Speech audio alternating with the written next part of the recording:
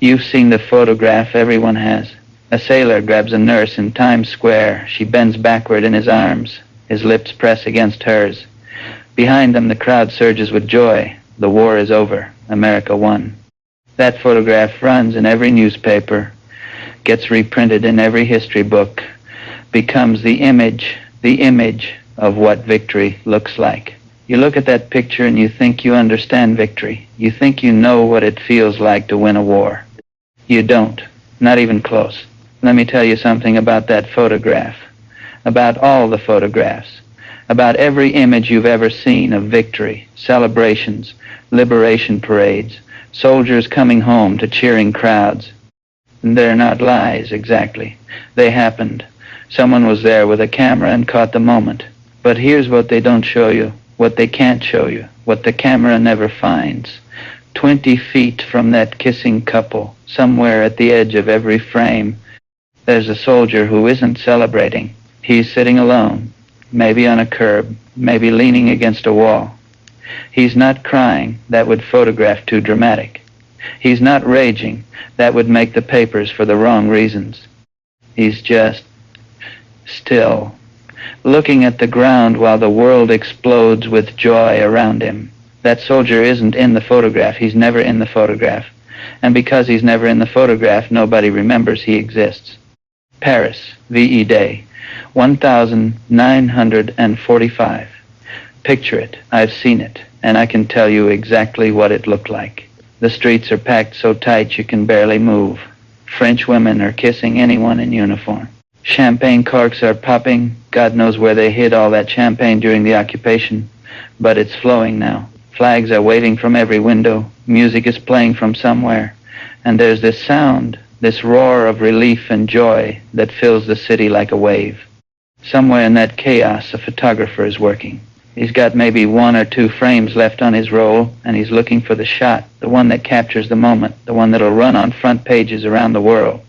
His eye finds a young couple embracing, the girl crying happy tears, the American soldier lifting her off her feet. Perfect. He takes the shot. What his lens doesn't find, what no lens ever finds, is the infantryman 20 feet to the left. This soldier has been fighting for 2 years. He's been through North Africa, Sicily, Italy, the push through France. He started with a company of 200 men. He can count the survivors on his fingers. Right now, while everyone around him celebrates, he's sitting on a curb, looking at the cobblestones. Not crying, not celebrating, not doing anything at all. If you could ask him what he's feeling, he wouldn't know how to answer. Because the truth is, he's not feeling much of anything. Where the joy is supposed to be, there's just quiet. A heavy kind of nothing. That's the truth of victory. That's what the photograph doesn't show. Now here's what you need to understand. The photograph isn't lying. The celebration happened. People really did feel that joy. But the photograph is choosing. It's selecting which truth to preserve and which truth to throw away. What becomes history is what cameras chose to capture. The kissing couple makes the front page. The silent soldier on the curb doesn't exist in the historical record. Our entire understanding of victory is built on curated images, the ones that told civilians what they needed to believe. And they needed to believe it. That's the thing. After years of rationing and war bonds and Gold Star mothers, after the telegram everyone dreaded, after the uncertainty and the sacrifice, civilians needed victory to feel like victory. They needed the catharsis. They needed permission to close the book, to move on, to consider the matter finished. The photographs gave them that permission. They provided the emotional resolution. The war is over. Here's how to feel about it. Here's the image that proves triumph was worth the cost. But for the men who actually paid that cost, the ones who watched the cost get paid in the blood of friends, the photographs don't speak for them. The photographs speak over them. The movies make it worse. Hollywood takes those photographs and animates them. The triumphant return, the swelling music, the soldier running into his sweetheart's arms while the credits roll. They recreate the photographs, and the photographs inspired the movies. And the whole thing feeds back on itself until nobody alive remembers what victory actually looked like to the men in the foxholes. You want to know how history gets made? A photographer has one frame left. In front of him, celebration. To the left, silence. He chooses celebration. He has to. That's the picture that sells papers, wins awards, becomes immortal. And the soldier on the curb becomes invisible. Not photographed, not remembered, not part of the official victory. His experience doesn't fit the narrative, so it gets edited out. Next time you see one of those iconic photographs, VJ Day, the liberation of Paris, any war's triumphant moment, look at the edges. Not the center, where the action is. The edges. Notice who's cropped out, who's looking the wrong direction, who's sitting alone while everyone else celebrates. That's where the truth lives. That's where it's always lived. The photograph everyone believes isn't false. It's just incomplete in a way that changes everything. It shows you triumph without showing you cost. Joy without showing you what joy was no longer possible for. Victory without showing you what victory actually felt like to the men who made it possible. The soldier on the curb, he's the truth the camera didn't need. But I need him. Because if you're going to understand what victory really is, you have to start with him. You have to sit down on that curb next to him and look at what he's looking at. Which isn't the celebration. It's the cobblestones. It's the ground. It's anywhere but up, anywhere but at the joy he cannot access. That's where we begin. Not with the photograph everyone believes, but with the man the photograph forgot. So let me ask you, if the photographs lie by omission, what's the truth they're hiding? That soldier sitting alone while Paris celebrates around him, what's he actually experiencing? The camera didn't capture it. Let me tell you what's actually there, in that silence where the joy is supposed to be. You expect something, and that's the first thing you need to understand. After everything you've been through, the fear, the exhaustion, the death, the endless grinding terror of combat, you expect that when it finally ends, you'll feel something. Relief, joy, pride, something that makes sense given what you just survived. Victory arrives, the shooting stops, the war is over. And what you feel is nothing. Not sadness, not despair, not even grief. Those would be something. Those would be feelings you could name, could grab onto, could work through. What arrives instead is absence, a silence where the celebration should be. Let me show you what this actually feels like. Someone hands you a glass of champagne. You drink it. It tastes like champagne. You remember that taste from before the war, from a different life, a different person wearing your face. You remember what champagne is supposed to do. Warm you up, loosen you a little, make you smile. You wait for that. Nothing happens. Your body processes the alcohol the same way it processes everything else now, mechanically, automatically, without response. The champagne might as well be water for all the joy it produces. Around you, people are crying with happiness, embracing, laughing until they shake. You search for the tears in your own eyes. They're not there. You search for the laughter. It's not there either. Not because you're hard. Not because combat made you cold. Because the place where those feelings live has gone quiet, empty. Here's what nobody tells you about combat, about real combat that goes on for months. Your body learns things. Your mind doesn't choose to teach it. Every night you didn't sleep because sleeping meant dying if the shells came in. Your nervous system was taking notes.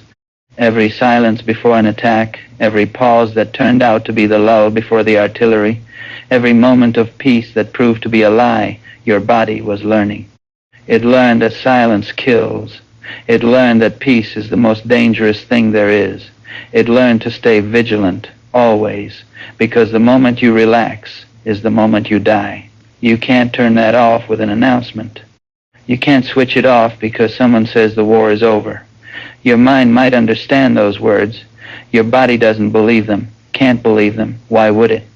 The body has been lied to before. How many times did you think a quiet moment was safe only to have it explode into chaos? How many pauses turned out to be the pause before the storm? Peace, to the body that survived combat, is just the silence before the next attack. And the body will be damned if it's going to let its guard down just because some general signed some paper somewhere. So you stand there in the middle of celebration, and you're still braced, still waiting, still expecting the next shell, the next burst of machine gun fire, the next moment when everything goes sideways. Your ears are still listening for incoming rounds. Your muscles are still tensed for movement. Your whole system is humming with readiness for a threat that isn't coming. Victory isn't felt. Victory is the moment you discover you can't feel. And here's where it gets worse. See, during combat, you don't have time to process anything. Deaths happen. Your buddy is there 1 second and gone the next. You register it, you know he's dead, but you don't have time to feel it. There's still a war on. There's still a position to take, a line to hold, another day to survive. The feelings get pushed down, shoved aside, filed for later. Later arrives when the shooting stops. All that deferred grief, all those pushed down reactions, all the things you didn't have time to feel, they're still there. They've been waiting. And when the war ends and your body finally has the space to process everything you've been through, what happens isn't release, it's overload. There's too much, too many losses, too many horrors, too many things that can't be unfelt once you let yourself feel them. So the system does the only thing it can do. It shuts down. It goes numb, not because it's broken, but because that's the only way to survive what's coming. The silence where joy should be isn't malfunction. It's protection. But here's the thing nobody on the outside understands. You expected to feel victorious. Everyone told you victory would feel like something. Movies promised it. Stories promised it. The whole narrative of war promised that when you won, there'd be payoff, catharsis, relief, the emotional reward for all that suffering. When it doesn't come, you assume something's wrong with you. Why can't I feel happy? What's broken inside me? Everyone else is celebrating. Why can't I? You don't know yet that your response is the honest one. You don't know that the numbness is accurate, that it matches reality better than any champagne-soaked joy could. You just know that you're surrounded by celebration and you can't find your way in. So you learn to fake it. Someone raises a toast to victory, and you raise your glass and smile. You say the right words. You accept the congratulations, the handshakes, the kisses on both cheeks. You perform the joy that's expected, because what else are you going to do? Stand there like a statue while everyone celebrates? Ruin their moment with your silence? The performance becomes a second layer of exhaustion. Not only are you carrying the weight of everything you've been through, now you're carrying the performance of everything you're supposed to be feeling. Smiling while empty, celebrating while numb, acting victorious while something inside you keeps scanning the horizon for threats that aren't there anymore. That's what victory actually looks like from the inside. That's what the photograph can't capture. A man surrounded by joy who cannot access it. A man in the middle of the biggest party in history who might as well be alone in an empty room. A man whose body won't let him feel safe, whose mind is too full of the dead to make room for the living celebration. You want to know what this looks like in practice? Watch a veteran at any celebration, homecoming, holiday, memorial. Watch his eyes. See how they don't quite match the mood. See how the smile doesn't reach them. See how he seems to be somewhere else, even while he's right there, going through the motions. That's not depression. That's not ingratitude. That's the silence where joy should be. The most supportive thing you can do for someone carrying that silence isn't encouragement to be happy. It isn't advice to let it out. It's permission to feel nothing at all, because that nothing isn't failure. It's truth. It's the only honest response to what combat actually does. The soldier on the curb in Paris isn't broken. He's not failing to celebrate properly. He's responding correctly to what his nervous system knows, what his experience taught, what the reality of combat carved into his body and mind. The silence isn't emptiness.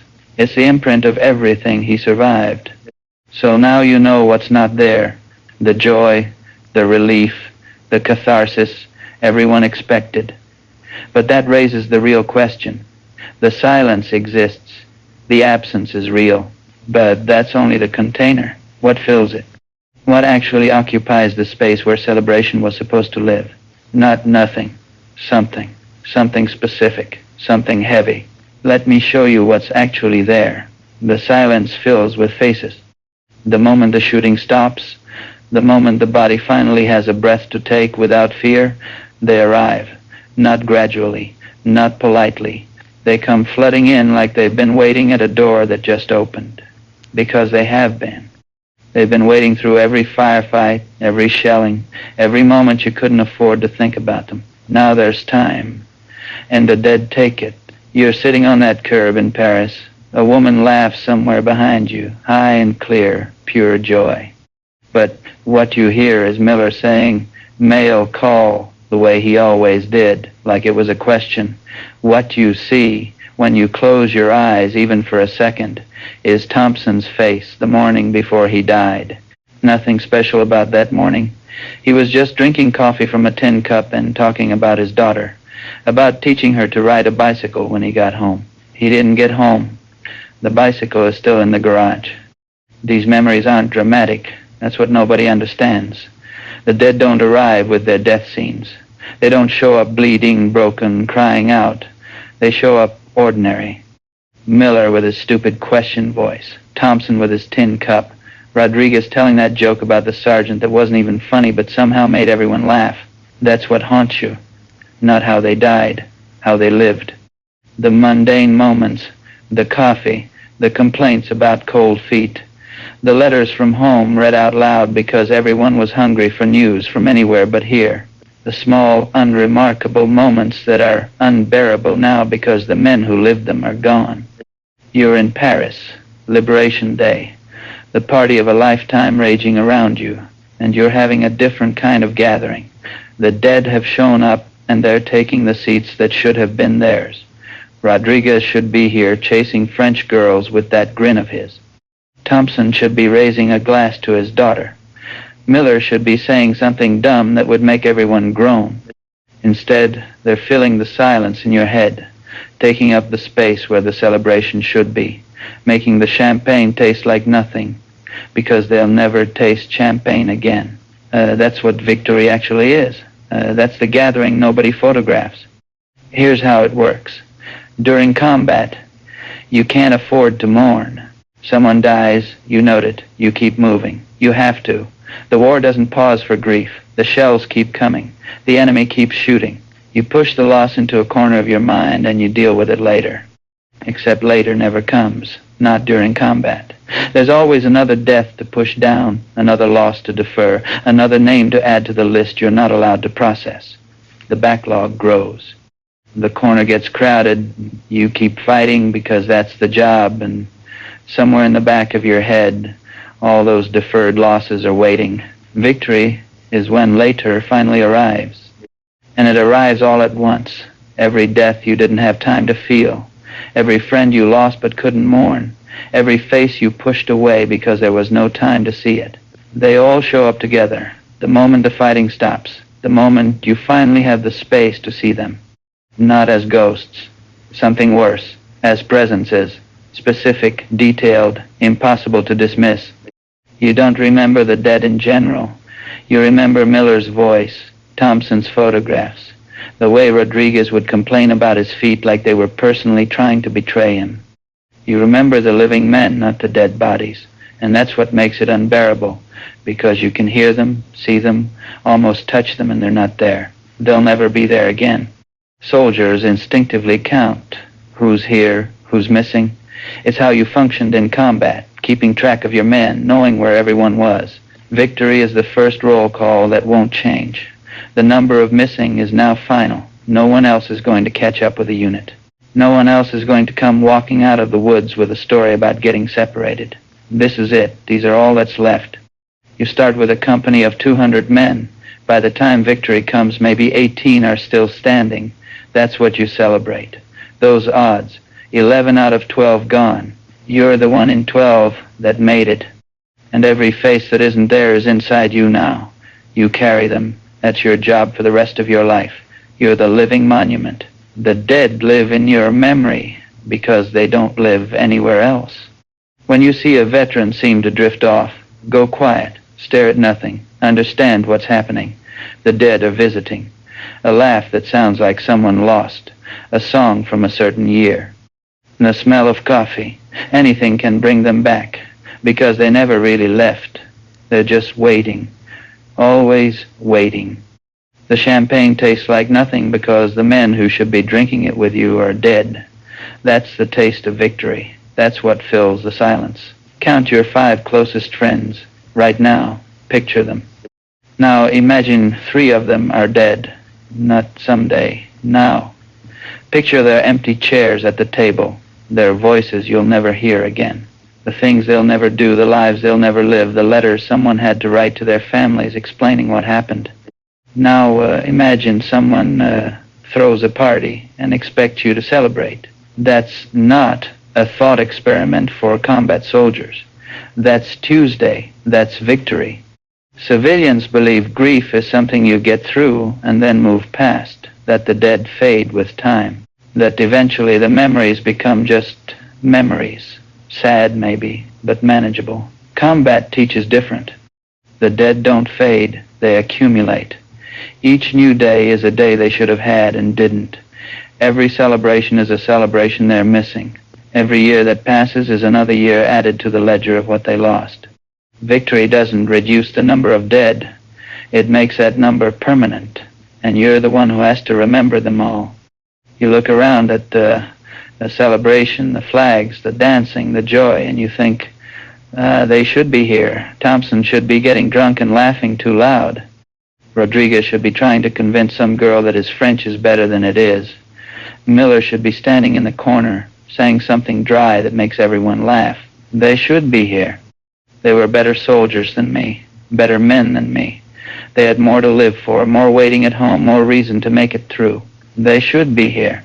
And you're the one sitting on the curb, carrying them, while the world celebrates without them. That's the gathering inside your head. That's what fills the silence where joy is supposed to be. Specific men, specific voices, specific faces that you'll see every time you close your eyes for the rest of your life. Not because you're damaged, because you're doing your job. The living carry the dead. That's how it works. That's the only way they survive at all. Now you know what's there. The faces, the names, the voices that fill the silence. But knowing raises a harder question. When you look at those faces, when you hear those voices, why does it feel like accusation? Why does surviving feel like guilt instead of fortune? The answer will make you uncomfortable. Here it is. 2 men in a foxhole. I've seen it 100 times. Same training, same unit, same exhaustion, same fear, same prayers to a God they're not sure is listening. They've been through everything together. Survived the same shells, the same firefights, the same endless march through territory that's trying to kill them. An artillery round comes in, or a mortar, or a sniper's bullet. Doesn't matter which. 1 inch of difference in where the shrapnel goes. Maybe one man ducked a little faster. Maybe he was standing an inch to the left. Maybe nothing at all. Maybe the metal just went where the metal went. And that's all there is to it. One lives, one dies, and the one who lives has to figure out why. So he runs through every variable. He replays the moment over and over. What did I do different? Why did I survive? Was I further back? Did I see something he didn't? Was there anything at all, that explains why I'm still breathing and he's bleeding out in the mud? There's nothing. The shrapnel was going to hit that exact spot regardless of who occupied it. The universe didn't choose him, didn't spare him. It just missed him. The way you miss something you weren't even aiming at. The way you step over a crack in the sidewalk without knowing it's there. That's survival in combat. Not courage, not skill, not divine favor. Math, arithmetic, the random intersection of metal and space. Tell me where the meaning is in that. I'll wait. Here's what civilians want to believe. They want to believe survival correlates with virtue, that the brave ones make it, that skill matters, that faith protects, that there's some kind of cosmic accounting that rewards the worthy and punishes the weak. Combat proves different. Cowards survive. Heroes die. The most careful soldier in the platoon catches a stray round while the reckless idiot walks through fire without a scratch. The man who prayed every night gets blown apart. The atheist who cursed God lives to see grandchildren. There's no pattern, no justice, no system selecting for anything except pure dumb chance. Skill helps at the margins. Training helps. Caution helps. But randomness dominates. When a shell has your name on it, all the skill in the world won't save you. And when it doesn't, when the shell that kills the man next to you misses you by inches, skill isn't what saved you. Nothing saved you. You just weren't in the way. Now here's where it gets unbearable. Every survivor searches for a reason. It's human nature. You want to believe your survival means something. So you construct a story. I did this. That's why I'm alive. I kept my head down. I moved when instinct told me to move. I must have done something right. But you watched better men die. Men who kept their heads lower. Men whose instincts were sharper. Men who did everything right and still ended up in the ground. If they died doing everything right, and you live doing nothing special, what does that make your survival? Not a reward, not an achievement, an error, a clerical mistake by a universe that wasn't paying attention. That's what survival feels like when you've seen combat. Not gratitude, not relief, guilt. Because randomness means better men died in your place. Randomness means there's no reason you're standing and Thompson isn't. Randomness means the universe just rolled the dice and you happen to come up alive, and that's the whole story. How do you celebrate that? How do you feel victorious about being a number that came up on the right side of a coin flip? Try to feel proud of surviving 10 random life or death events you couldn't influence. Try to feel accomplished. Try to feel deserving. You can't, because you're not. And this is why thank you for your service lands so strangely on veterans' ears. When someone thanks you, they're assuming you did something worth thanking. They're assuming you earned your survival, that your presence here is an achievement. But you know the truth. You know that survival happened to you. It didn't come from you. You were there. The shell missed. That's the whole story. The thanks feels misdirected, like praising someone for winning the lottery, like congratulating someone for being randomly selected out of a crowd. When veterans say the real heroes didn't come back, they're not being modest, they're being accurate. The men who might have deserved thanks are in the ground. The ones receiving it are just the ones the randomness spared. You want to know why soldiers have such a hard time accepting praise, accepting medals, accepting the hero label? It's not humility, it's math. It's knowing that the guy who died next to you was braver, smarter, more deserving, and he's dead because of arithmetic, not justice. Humans need meaning. We're wired for it. We need to believe that what happens makes sense, that there's a pattern, that the universe isn't just random cruelty all the way down. Combat strips that away. You learn that survival has no logic. The careful ones die, the reckless ones live. There's no lesson, no moral, no pattern you can follow to ensure you make it home. Just the relentless roll of the dice, over and over, until finally the dice stop and you look around and count how many are left. And then comes victory. The war ends. The dice stop rolling. This should be the moment of resolution, the moment when the randomness is over, when you can take a breath, when meaning can finally settle in. But it doesn't work that way. Victory doesn't give survival meaning. Victory crystallizes the randomness. It makes it permanent. The dice were rolled 1,000 times over the months or years of combat, and now the final result is in. Thompson lost. Rodriguez lost. Miller lost. You won, for no reason, with no explanation, just the numbers coming up the way they came up. That's what you carry into the celebration. That's why the champagne doesn't taste like anything. The randomness that kept you alive and killed your friends isn't over. It's frozen, immortalized. The final score that makes no sense and never will. After this, you understand survivor's guilt differently. When soldiers feel guilty for surviving, they're not being irrational. They're being honest. They saw what happened. They know the survival wasn't earned. The guilt isn't neurosis. It's accurate perception. The universe didn't select them for survival based on merit. That's not paranoia. That's the fact of how combat works. And it means that winning the war doesn't feel like winning anything. It feels like being the name that randomly showed up on the right list.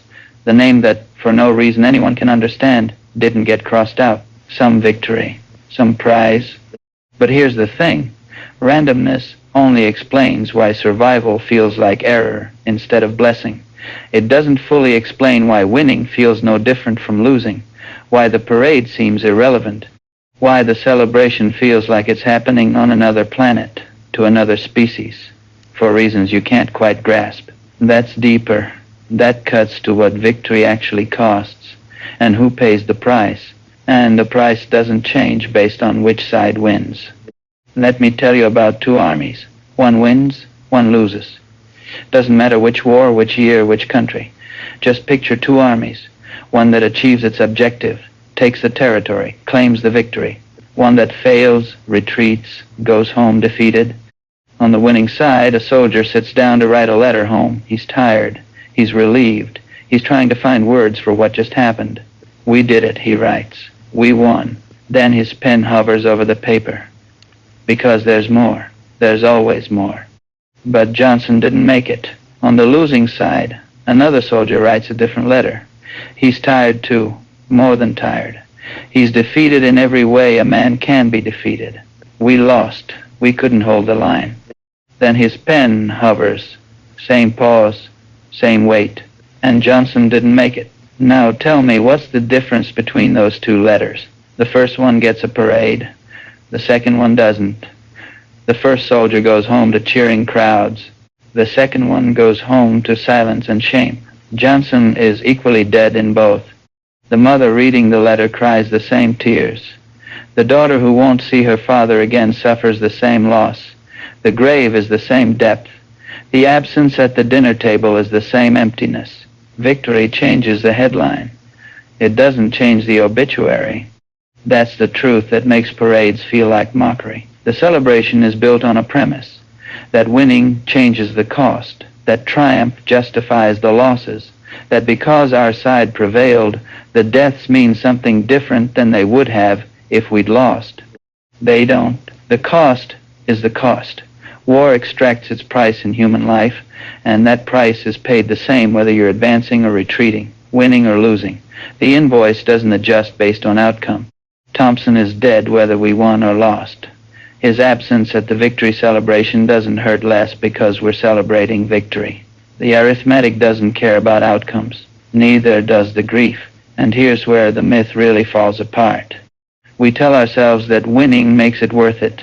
That's the story. That's the narrative we need to believe, that the sacrifice had purpose, that the dead died for something, that because we achieved the objective, the losses were justified. This is a story we tell afterward. It's not a truth anyone experiences in the moment. During combat, there's no purpose. There's no grand narrative playing out. There's just survival. The next minute, the next shell, the next chance to not die. Purpose is a luxury for people with time to think about it. Men in foxholes don't have that time. They have mud and fear and the body next to them that used to be a friend. The story about meaning comes later, after the dying is done, after the numbers are tallied, after someone somewhere decides that this side won and that side lost. And even then, the story doesn't hold. We won, so it was worth it. Think about what that statement requires. It requires comparing an outcome, victory, to human lives. It requires saying that the result of the war balances against the bodies in the ground, that you can weigh triumph on one side of a scale and dead soldiers on the other, and somehow make the equation work. There's no conversion rate. It's like comparing colors to weight. They're not the same category of thing. You can't trade one for the other. Thompson's life isn't worth a victory. Thompson's life was worth Thompson's life. The only thing that could balance Thompson's death is Thompson living. Since that's not on the table, nothing balances. The parade pretends otherwise. The parade says, here's your reward, here's the payoff. You suffered, you sacrificed, you paid the price, and now you get triumph. The scales balance, the books close. The matter is finished. Combat soldiers know the books never close. The scales never balance. Nothing balances against Thompson. Nothing balances against any of them. So you stand at the parade, or you sit on the curb while the parade passes, and you hear people cheering, and you know they're celebrating something you can't see, some version of victory that exists in their minds but has no connection to what you experienced. They're celebrating an abstraction, a concept, victory. Your morning specifics: Thompson, Rodriguez, Miller. Men with names and faces and families and futures that got erased. These two experiences happen in the same place, at the same time. They don't touch each other. They don't even exist in the same reality. When someone says, "But we won," like that should produce joy, like that should be enough, like the victory itself should generate the feeling they're looking for. You hear a misunderstanding so deep it can't be corrected in conversation. The cost was paid, regardless of outcome. The celebration ignores that truth to make everyone else feel better. And your job at the parade is to smile and wave while knowing the arithmetic doesn't work. It never works. It wasn't going to work no matter which side won, because winning doesn't change the price. It just changes who gets to claim they paid it for a reason. Here's the thing about movies. They end with triumph that seems to balance the ledger. The hero suffers, sacrifices, loses friends, but then the victory comes and the music swells, and somehow all that suffering pays off. The deaths were worth it. The losses were justified. The credits roll on catharsis. That's not how any of this works. The suffering happened. The victory happened. They don't connect. They don't resolve into meaning. They just coexist. Two separate truths that have nothing to do with each other. The men died because shells landed where shells landed. The war ended because one side couldn't fight anymore. These are two facts. Neither one explains the other. Neither one justifies the other. Neither one makes the other worthwhile. Victory doesn't redeem the cost. It just assigns a label to the side that's still standing at the end. After this, you understand why soldiers often seem unmoved by anniversary, celebrations, victory, commemorations, triumphant retellings. They're not ungrateful for the outcome. They're clear-eyed about what it cost. They know what we won. They know what we paid. They know the numbers don't add up, and they've stopped pretending they do. Let me take you back to Paris one more time. Same day, same celebration. The city is still exploding with joy, champagne, flags dancing in the streets, the whole world celebrating the end of the nightmare. And there's still a soldier sitting alone on a curb, looking at the ground while victory happens around him. But this time, I want you to see him differently. You've been watching him as a problem, as damage, as a man who can't participate in the celebration, who can't feel the joy, who can't access what everyone else is accessing. You've been looking at him the way civilians look at him, with concern, with pity, with the assumption that something is wrong. Now look again. He's not absent. He's present to something the crowd can't see. He's not failing to celebrate. He's refusing to pretend. His eyes aren't empty. They're full of faces the crowd doesn't know existed, full of names nobody's saying, full of truths that don't fit on a front page. In a city of 1 million people telling comfortable lies, he's the only one telling uncomfortable truth. Not a victim, not damaged goods, a witness, the only honest man at the party. See, here's what you've learned so far. The photographs lie by selection. The silence where joy should be isn't malfunction. It's the body protecting itself. The dead fill that silence with specific individual faces. Survival is random, meaningless, impossible to celebrate, and the cost of war doesn't change based on who wins. Put all of that together, every piece connecting to every other piece. What do you get? Not a picture of brokenness, a picture of integrity. The soldier on the curb is responding correctly.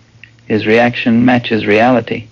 The randomness, the cost, the dead, the hollowness, all of it adds up to exactly what he's doing, sitting apart from a celebration that's built on premises he knows to be false. The crowd is performing resolution. He knows there's no resolution.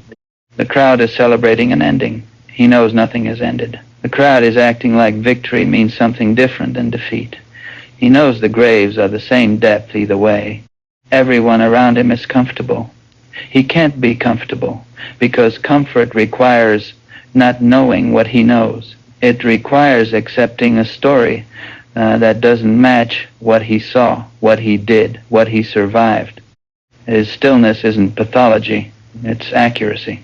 His inability to join isn't failure to adjust, it's refusal to lie. And that refusal costs something.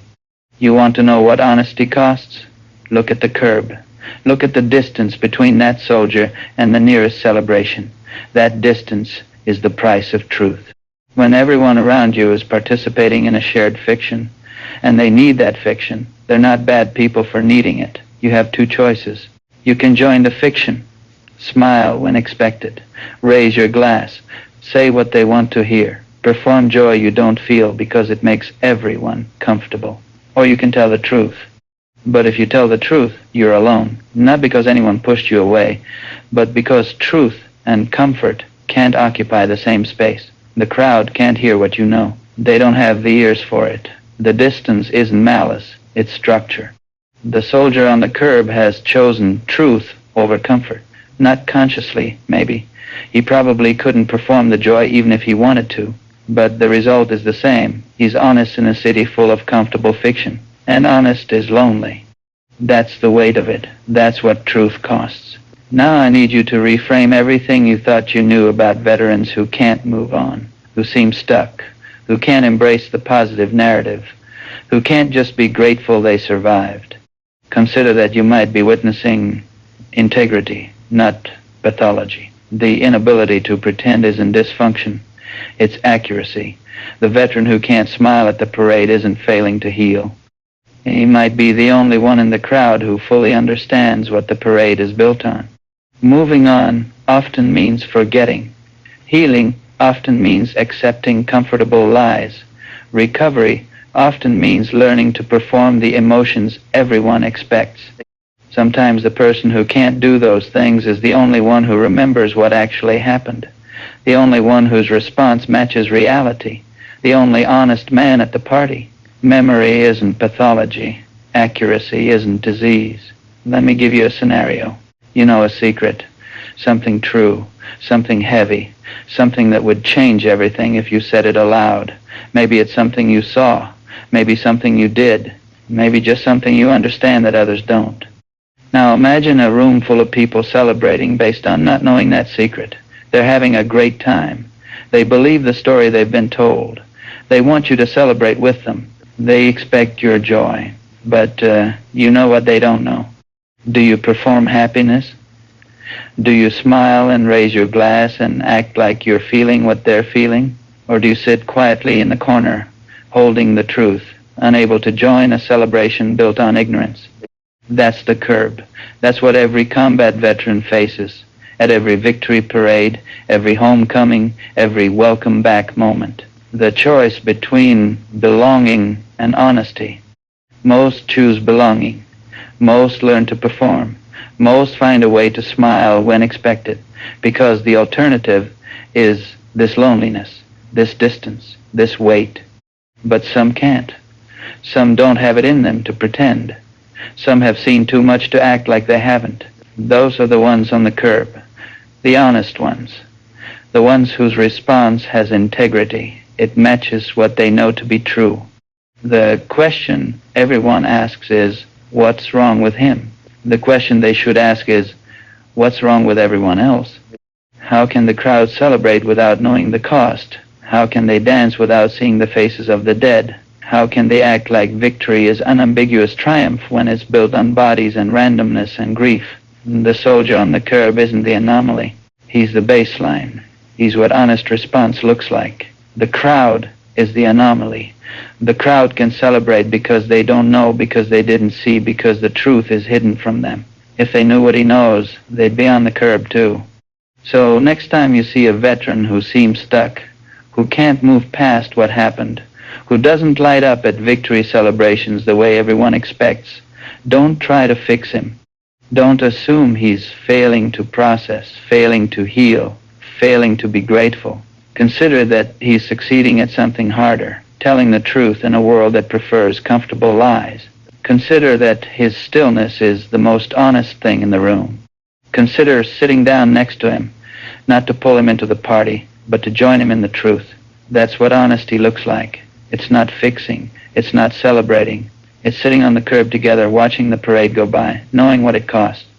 Now, honesty explains the stillness.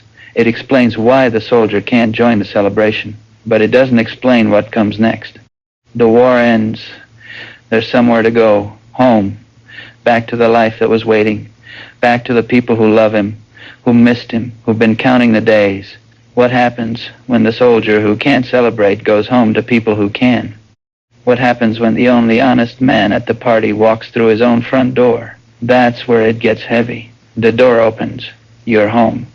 Your mother is crying. Your father is trying not to. Your sister, your wife, your kids, whoever was waiting, they're all there, and they're so happy they can barely speak. The telegram didn't come. The knock on the door they'd been dreading never arrived. You made it. You're here.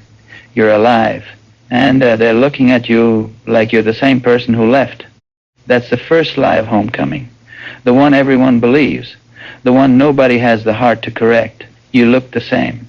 Mostly. A little thinner, maybe. A little older around the eyes. But you're recognizable. You're the son, the husband, the father who walked out that door however many months or years ago. The outside is still you. The inside is someone else. But they don't know that. How could they? They see the face they've been missing. They see the body they've been praying for. They don't see what that body is carrying now, what got packed into it overseas, what moved in when the old tenant moved out. They don't see the dead. They don't see the randomness. They don't see the weight. They just see you, home, safe, cause for celebration. And you realize, standing in that doorway, that you are now going to spend the rest of your life lying to the people you love most. Not big lies, not intentional deception, just silence. The things you don't say because you can't say them. The questions you don't answer because there are no answers they can hear. The distance you can't close because the bridge doesn't exist. Your mother made your favorite meal. She's been planning it for weeks.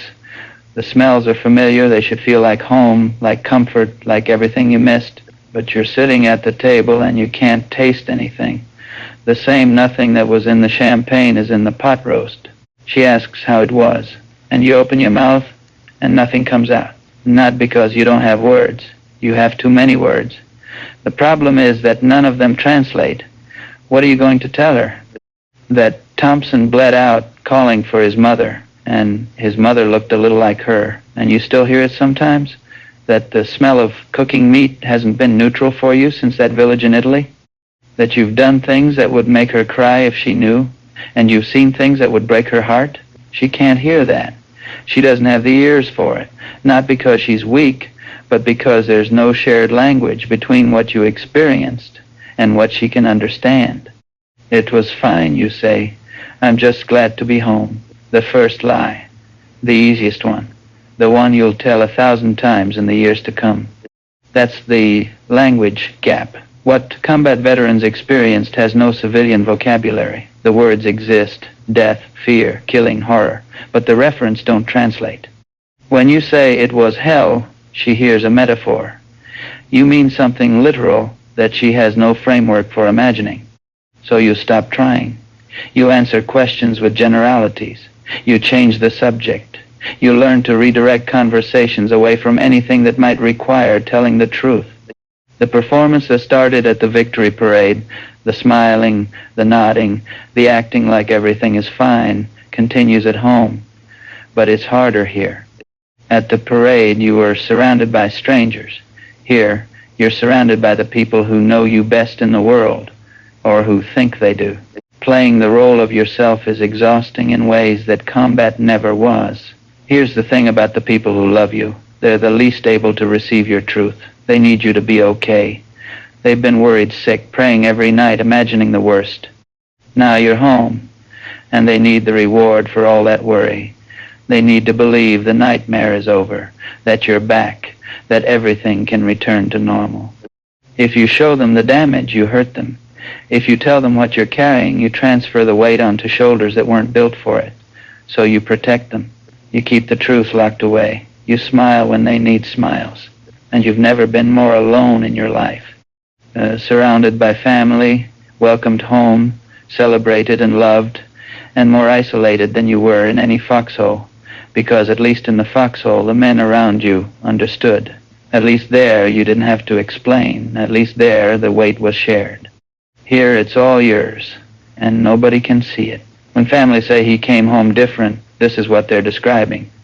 Not anger, not coldness, not anything they can point to. Just different. A distance that wasn't there before. A silence that fills spaces that used to have conversation. A way of being present physically while being absent in every way that matters. When veterans say she doesn't understand, they're not criticizing. They're stating fact. She can't understand. Not because she doesn't love you enough, or try hard enough, or care hard enough. Because the understanding requires experience she doesn't have and you can't give her. This is why veterans gravitate toward other veterans. It's not rejection of home. It's the need to be with people who speak the language, people who don't require performance, people who already know what victory really cost because they were there. When you're with them, you can stop pretending.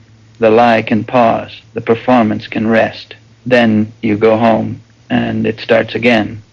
The myth is that coming home ends the hard part. Movies show the reunion as resolution, tears of joy, embrace, credits roll. What they don't show is the next morning, and the morning after that. And the years of mornings when you wake up next to someone who loves you more than anything and has no idea who you actually are now. The reunion isn't resolution. It's the beginning of a different kind of combat. The fight to stay connected across a gap that can't be closed. The fight to be present when part of you is always somewhere else. The fight to love people you can't be honest with, to be loved by people who don't know what they're loving. That's what home is now. That's what victory bought you. A place where you belong on paper but can't quite fit in reality. A family that's overjoyed to have you back without knowing that you isn't quite here. A life that was waiting, unchanged, for someone who changed in ways that can't be undone. The war moves one room deeper inside you every time you sit at that dinner table and say, it was fine. Every time you change the subject. Every time you perform okay instead of being okay. Home doesn't know what you're carrying. Home can't know. And you're going to carry it here, in their presence, in their love, alone. That's the gap. That's the isolation inside the welcome. That's what comes after the curb in Paris, after the homecoming, after everyone assumes the hard part is over. The hard part is just beginning, and it doesn't end. Weeks become months, months become years, years become a lifetime. What does this weight look like when it's not temporary? What does carrying it forever actually mean? Let me show you. 20 years after the war. A man wakes up at 3 a.m. His eyes snap open like someone called his name, but no one's there. His wife is asleep beside him. She doesn't stir anymore when this happens. She used to. For the first few years, she'd reach for him, ask what was wrong, try to comfort. Now she just sleeps through it. Not because she stopped caring, because there's nothing she can do, and they both know it. He lies there for a moment, heart pounding. The dream is already fading, but the faces stay. They always stay. 20 years, and they're still as clear as the day he lost them. He gets up, walks to the kitchen, sits in the dark because somehow the dark feels safer than turning on a light. 20 years, and he still can't explain why that is. It just is. His hands are shaking a little. They do that sometimes, after the dreams. He looks at them, older now, spots starting to show, not the hands of a young soldier anymore, and he waits for the shaking to stop. It usually does. Eventually, this isn't 1,945. This is 1,965. The war ended 2 decades ago. He's got a job, a house, kids who are almost grown. From the outside, everything looks normal. He goes to work. He comes home. He mows the lawn on Saturdays. From the inside, he's still at war. That's the truth nobody tells you about what combat does. It doesn't end. The shooting stops. The enemy surrenders. You come home, you build a life, you do all the things you're supposed to do, but the war itself just changes addresses. It moves from over there to in here. From the foxhole to the garage, where you sleep alone because the nightmares are too bad to inflict on anyone else. From the battlefield to the kitchen at 3 a.m., sitting in the dark, waiting for your hands to stop shaking. The nervous system that learned to expect death doesn't unlearn. You can tell it the war is over 1,000 times. It doesn't believe you. It's still waiting for the next shell, still listening for incoming. still ready to react to threats that stopped existing decades ago. The faces that arrived when the silence came don't leave. They're not visitors. They're residents now. They've moved in and they're not going anywhere. 20 years later, 50 years later, Thompson's face is still there. Rodriguez's voice is still there. Miller's way of saying mail call is still there. The guilt that attached to survival doesn't dissolve with time. If anything, it compounds. Every year you live is another year they didn't get. Every grandchild you hold is a grandchild they'll never have. Every good thing in your life carries the weight of their absence. Victory was supposed to end the war. It ended the fighting. The war itself just kept going, with you as the battlefield. That's what forever looks like. That's what carrying it actually means. You learn to accommodate. You find ways to live with what can't be cured. Some men sleep with the lights on. Some sleep in separate rooms so the nightmares don't disturb their wives. Some avoid fireworks, loud noises, anything that sounds too much like what they remember. These aren't symptoms of ongoing illness. They're survival strategies, accommodations that make it possible to function while carrying something that never gets lighter. The man in the kitchen at 3 a.m., he figured out years ago that fighting the memories makes them worse. Now he just lets them come, sits with them, waits them out. He'll be back in bed by sunrise, and his wife will pretend not to notice, and they'll both get through another day. That's the invisible wound. Unlike a missing limb, unlike a scar, you can't see what combat did to him. He walks normally. He talks normally. He does his job and raises his kids and looks from any reasonable distance like everyone else. But he's been carrying the war for 20 years. He'll carry it for 20 more. He'll carry it until he dies. The myth is that time heals. That's what everyone says. Give it time. Things will get better. The memories will fade. The nightmares will stop. You'll move on. Time doesn't heal. Time accommodates. The weight doesn't get lighter. You get stronger at carrying it. The muscles develop. The techniques refine. You learn which situations to avoid, which triggers to manage, which lies to tell so people stop asking questions. But the weight stays. It doesn't decrease. It doesn't fade. It becomes part of you, so much a part of you that sometimes you can't tell where you end and it begins. Imagine something you saw that you can't unsee, something that changed you, some image or moment or truth that got burned into your memory so deep it altered the way you see everything. Now, imagine that thing visits you every night, without warning, without permission. You can't delete it. You can't unfocus from it.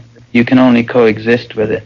Let it come. Let it stay. Let it eventually recede until the next time.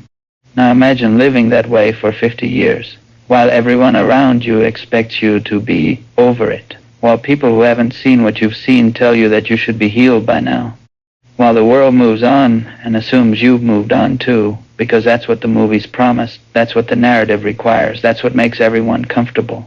That's the architecture of carrying it. That's what permanent means. Here's what civilians don't understand. Endurance isn't recovery. The fact that a man is still functioning 30 years after the war doesn't mean he's healed. It means he's strong. It means he's found ways to carry what can't be put down. It means every single day he does the work of living with something that other people can't even imagine. The veteran who seems fine, who goes to work, who shows up at family dinners, who doesn't talk about the war, might be the one carrying the heaviest weight.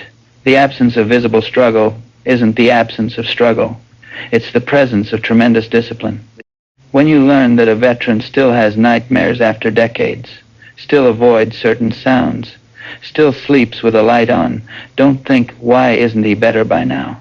Think, he's been doing this every day for 30 years. Every single day. That's not failure, that's survival. Respect the accommodations. They got him through another night. This is the permanence nobody warns you about. When they send young men to war, they don't mention that the war might last the rest of their lives, that the shooting might stop, but the fighting never does. That victory means coming home to a battle that has no end and no enemy you can see. They took army dogs after the war and rehabilitated them for civilian life. Programs, training, careful reintroduction to a world without violence. Soldiers got a handshake and a bus ticket. Good luck. Thanks for your service. Try not to think about it. And then 50 years of 3 a.m. kitchens. 50 years of faces that don't fade. 50 years of carrying weight that nobody can see and everybody assumes should be gone by now. That's what victory bought. That's what we're celebrating now. This is what soldiers carry for the rest of their lives. The war that never stops, the weight that never lifts. The last question is what we do with that knowledge. What do we owe to those who carry this weight? What does understanding demand of us? That's where we end. That's what victory really costs. We can't give them back what war takes. I want to be clear about that right at the start. There's no ceremony big enough, no parade grand enough, no thank you sincere enough. No homecoming, no medal, no monument. No amount of gratitude can fill the hole that combat carves into a man. The faces won't give back. The randomness won't undo itself. The cost won't refund. Thompson is still dead. Rodriguez is still dead. Miller is still dead. And the soldier who survived is still carrying them and will carry them until he dies. And nothing we do changes that arithmetic. So let's stop pretending our celebrations are for them. The parades, the speeches, the thank you for your service. Who are those for, really? Are they for the veteran standing there in his uniform, being asked to perform gratitude for attention he never wanted? Or are they for us, the civilians who need to feel like we've honored the sacrifice, like we've discharged some debt, like we can check a box and move on? Be honest. You know the answer. We ask veterans to make us feel better about what was done in our name. We ask them to accept our thanks so we can feel like we've thanked them. We ask them to smile at parades so we can feel like victory was worth celebrating. And every smile they give us is a small lie they're telling for our comfort. Here's what we actually owe. Honesty. Not our version of what their experience should be. Not our expectation of how they should feel. Not the narrative we need to believe about victory and sacrifice and noble purpose. Just honesty. Just the willingness to hear what's true, even when it's not what we want to hear. That starts with stopping. Stopping the expectations. Stopping the pressure to perform. Stopping the assumption that our gratitude means anything to someone carrying what they're carrying. If you want to honor a veteran, really honor, not just perform honoring, try this. Stop expecting them to be the happy ending. They're not your resolution. They're not the proof that the war was worth it. They're not the symbol you need them to be so you can feel okay about what happened. They're people, specific people carrying specific weight. And the most respectful thing you can do is let them carry it however they need to carry it. If they want to talk, let them talk. Not to satisfy your curiosity. There's nothing entertainment about their stories, but to give them space to say what they need to say. If they don't want to talk, let them not talk. Don't push. Don't pry.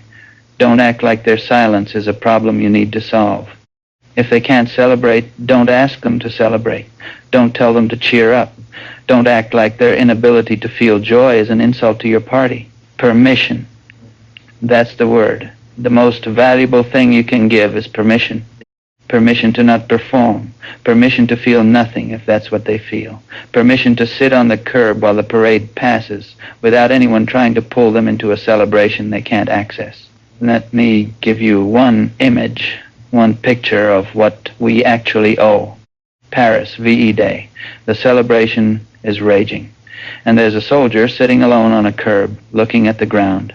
A civilian walks over, doesn't say anything, doesn't ask questions, doesn't offer to help, doesn't try to cheer him up, doesn't encourage him to join the party, just sits down next to him. And they sit there together, two people on a curb, one who knows what victory cost, one who doesn't, but is willing to be present anyway. After a while, the soldier looks over, nods, just a nod, nothing more. That's it. That's the whole thing. No breakthrough, no transformation, no movie moment where he suddenly feels better because someone cared. Just one person saying, without words, I'm not asking you to pretend. I see that you're carrying something I can't understand, and I'm willing to sit here with you in the truth, even if the truth isn't comfortable. That's what understanding looks like. That's what we owe. Not fixing, you can't fix this. Not celebrating, they can't feel the celebration. Not solving or resolving or making better. Just presence. Just honesty. Just the willingness to sit with what's real instead of what's comfortable. Think of someone you love who went through something you can't understand. You want to help. Of course you do. You want to fix it, to make it better, to take away their pain. Now imagine that the best thing you can do is simply stay. Not fixing, not helping, not making better, just staying, being present, not requiring them to perform recovery for your comfort, not needing them to show you their healing so you can stop worrying. Just there, with them, in whatever silence they need. Can you do that? It's harder than it sounds. We're wired to fix, to solve, to make things better. Sitting with someone in their pain without trying to change it feels like failure. Like we should be doing something. But sometimes presence is the something. Sometimes presence is everything. The veteran on the curb doesn't need your solutions. He needs to know he doesn't have to pretend with you. He needs permission to not be okay. He needs one person in the crowd who isn't asking him to smile for their comfort. Can you be that person? That's what we owe. That's the whole thing. Here's the truth about how we usually honor veterans. We burden them. The parade asks them to march when they might want to sit. The speech asks them to nod along to words that don't match what they experienced. The thank you for your service asks them to accept gratitude for something that doesn't feel like it deserves gratitude. Every ritual we've created is about our needs, not theirs. Our need for closure. Our need to feel like we've honored the sacrifice. Our need to believe the war was worth it. Real honor asks nothing. Real honor says, you don't owe us your comfort. You don't owe us your smiles. You don't owe us proof that it was worth it. You don't owe us anything. We owe you. We owe you honesty about what we asked. We owe you presence without expectation.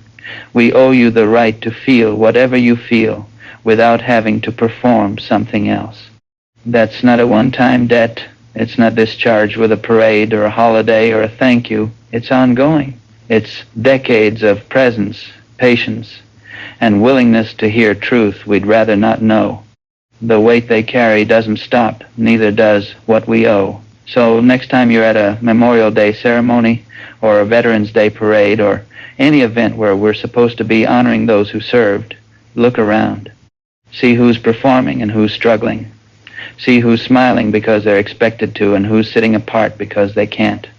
And if you see someone on the curb, someone whose eyes don't match the celebration, someone who seems to be somewhere else, someone who can't quite join what everyone else is doing, don't try to pull them in.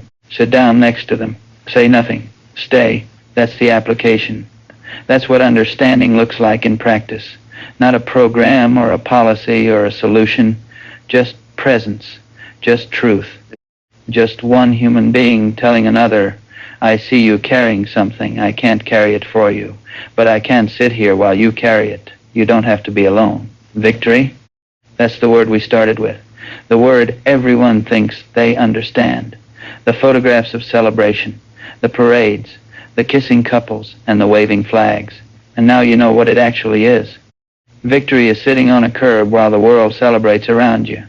It's the silence where joy should be.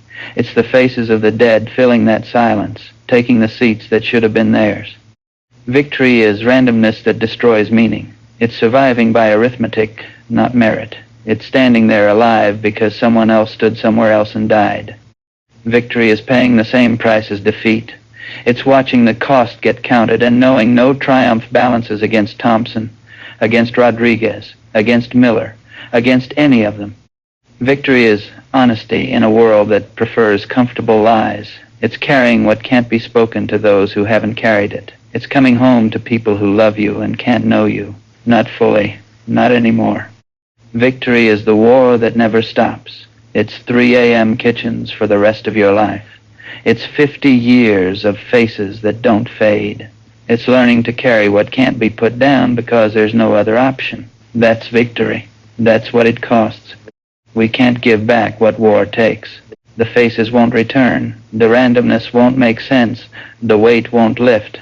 But we can stop asking men to pretend it didn't take anything. We can stop expecting celebration from people who are mourning.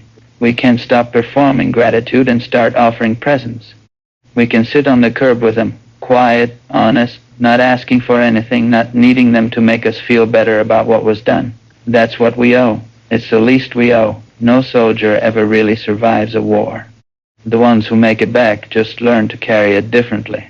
In the silence, in the 3 a.m. kitchens, in the faces that never leave. They carry it while the world moves on, while the parades end, while everyone else forgets. They carry it alone, unless someone sits down next to them. That's the only victory there is, and it doesn't feel like winning at all. We can't give back what war takes. We can stop asking men to pretend it didn't take anything. That's what victory costs. That's what we owe.